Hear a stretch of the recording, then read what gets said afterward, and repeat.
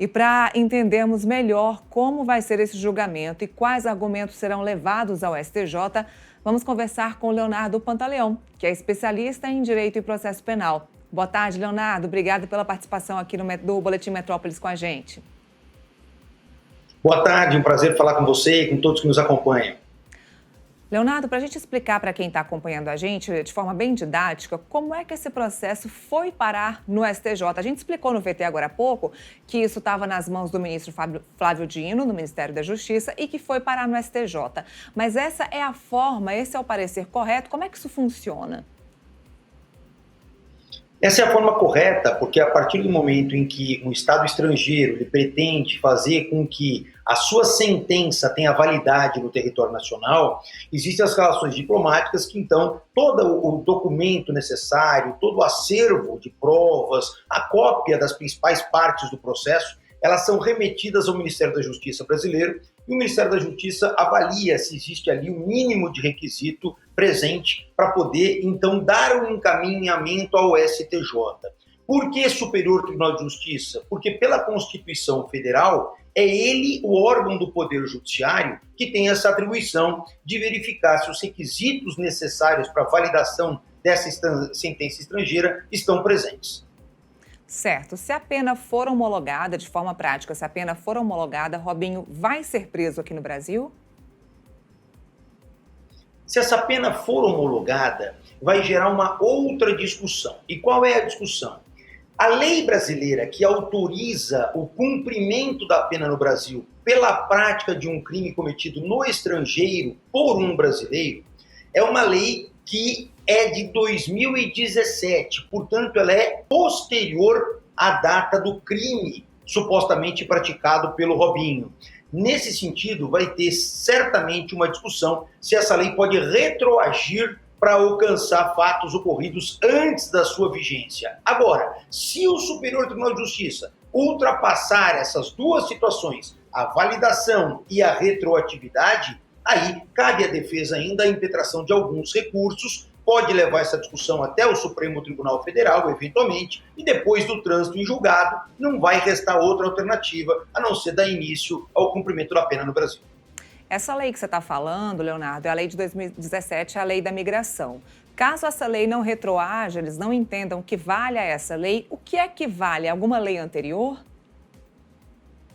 A versão anterior, que a lei do tempo rege o ato, né? A versão da lei anteriormente, ela não contemplava essa possibilidade de cumprimento de pena no Brasil em razão de crime praticado no estrangeiro. Então, se nós levarmos em consideração a redação anterior, Robinho não cumprirá a pena, mesmo que eventualmente essa sentença seja homologada no Brasil. Entendi. Bom, o STJ não vai julgar o mérito desse caso, se Robinho é ou não culpado desse crime. Mas por ser um crime de estupro e também por ser um ex-jogador, é um crime bastante midiático. Isso pode acabar comprometendo, isso pode acabar pesando para os juízes do Superior Tribunal de Justiça, para os ministros?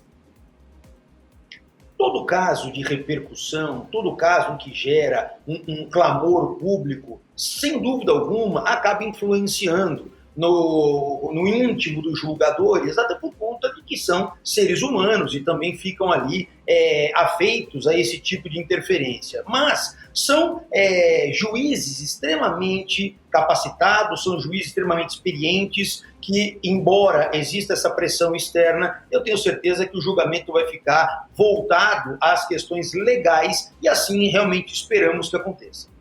A gente acabou de dizer que o STJ não vai analisar o mérito desse caso, mas existe alguma possibilidade da justiça brasileira analisar esse caso, analisar o mérito desse caso?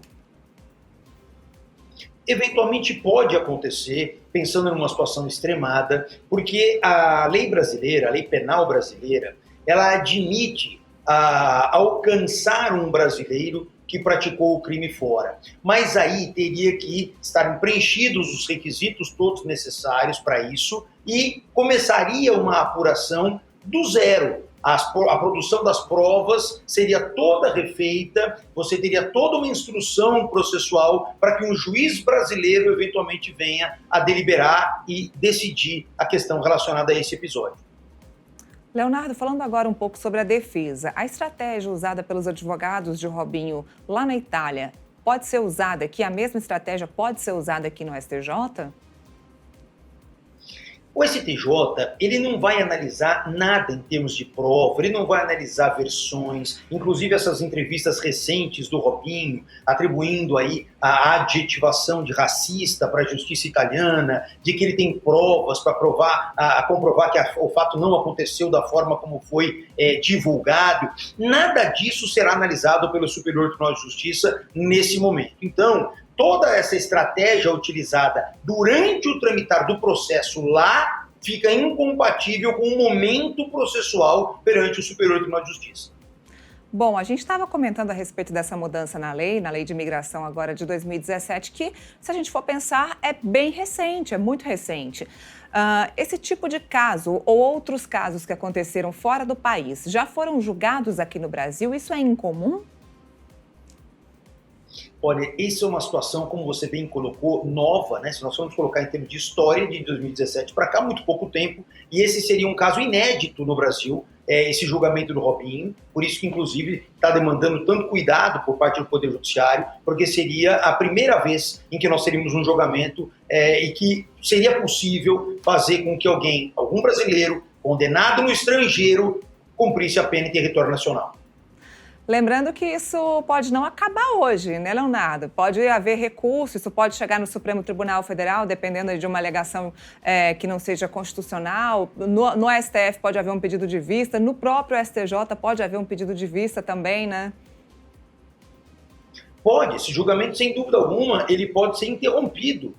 Hoje, ainda antes de uma decisão final pelos ministros do STJ, um ministro pode pedir vista, por exemplo, para poder analisar melhor determinado argumento da defesa, ou eventualmente do próprio Ministério Público Federal, que opinou no sentido de que fosse possível cumprir essa pena aqui. Então, ainda depende de uma série de situações para que a gente possa imaginar. Bom, no pior cenário, caso a justiça brasileira entenda que ele tem que cumprir essa pena aqui no Brasil, isso seria agora, isso demandaria mais algum tempo, isso provavelmente demandaria mais tempo, não só por essas questões relacionadas a pedidos de vistas, interrupções de julgamento, mas também pelos recursos que a defesa pode manejar até uma decisão final. E nós precisamos lembrar que a Constituição Federal proíbe que alguém seja considerado culpado antes do trânsito em julgado daquela decisão condenatória. Portanto, muita coisa ainda, eu imagino, tem para acontecer nesse caso.